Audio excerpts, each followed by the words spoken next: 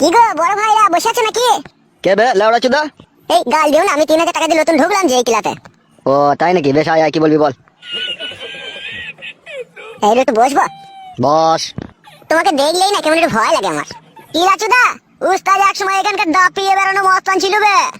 বাবা রে, শুধু তাই বুকাচুদা, যত এই গ্রামে হাঁস মুরগি বদনা ছাগল ভেড়া আসলা ফয়ু টিকটিকি যা চুরি করেছে সব আমাদের উস্তাদ বে। উলি বাবালো, শুধু কি তাই বড়া, কত জায়গায় ছাগল ভেড়া চুরি করতে গিয়ে ধরা পড়ে মারও খেয়েছিল। উল্লু বাবালো, শুধু কি তাই বড়া, কিছুদিন আগে একটা গাবিন ছাগলের উপরে উস্তাদ চড়া মারতে গিয়ে সেখানেও কেলানি খেয়েছে। উই মারে, কি কাজ করেছে। শুধু কি তাই বড়া, উস্তাদের কাছে কোন একটা গাবিন ভেড়ারও সন্ধান আছে, ওটাকেও ফাঁক পেলে ভরে দেবে।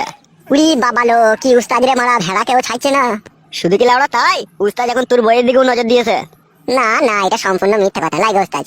ঠিকই বলছে বে ও। মাগো, ওইরকম করো না উস্তাদ, না ছাই একটাই বউ, কত কষ্ট করে বিয়ে করেছে। ভালো করেছিস বে বোকাচোদা, ভালো করেছিস তো, বিয়ে করেছিস, ভালো জিনিস তো।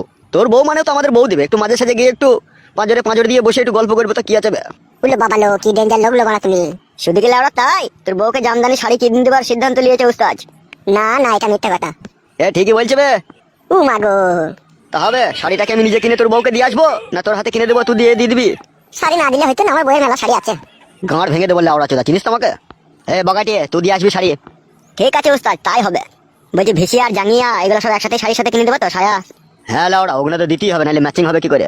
কি বে মুখ পানে তাকাচ্ছিস, কিছু বলবি নাকি? তোমার সাথে আবার কথা বলা যায়? তুমি এখনই গুলি করে দেবা, তুমি যে লোক। আর শুনছি নাকি লেওড়া তোর বাবা একটা মেয়েকে বিয়ে করেছে, এটা কি সত্যি? একটা মেয়েকে নয়তো আমারই শাশুড়িকে। কি কাজ করেছে গো উস্তাদ? তাই তো রে লেওড়া, এ তো ভাববার বিষয়। ওবে পাটা খাট ধরে গেলে একবার টেনে দে তো। হ্যাঁ হ্যাঁ, দিচ্ছি উস্তাদ।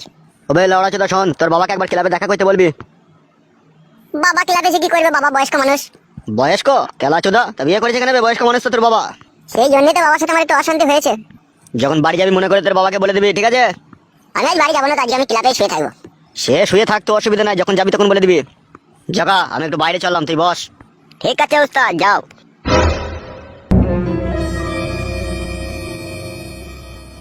আরে বন্ধু, লোকটা বিশাল ডেঞ্জার লাই।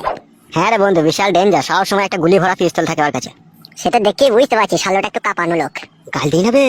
ও শুনতে পাবে না, তো আমার বন্ধু তত বলবি, আমি গাল দিলাম বলি না ভাই। হ্যাঁ তো বসে থাকবে, থাক, আমি বাড়ি চললাম। তো বাড়িতে যাবি, একটা উপকার কর ভাই আমার। বল লাউডা, কি উপকার করতে হবে?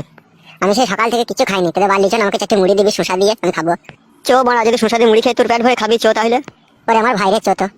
চো উঠ।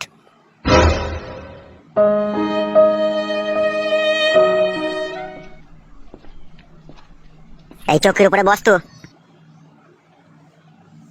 সুমাইয়া, হ্যাঁ সুমাইয়া।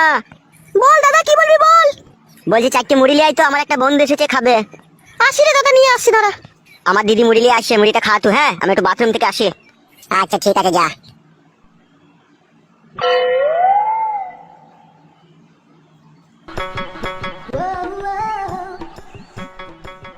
ইলি বাবালো মাল। এই না, ধরো মুড়িটা। তোমার নাম কি গো? সুমাইয়া বেগম। আরে সর্বনাশ, কি জিনিস রে বড়া।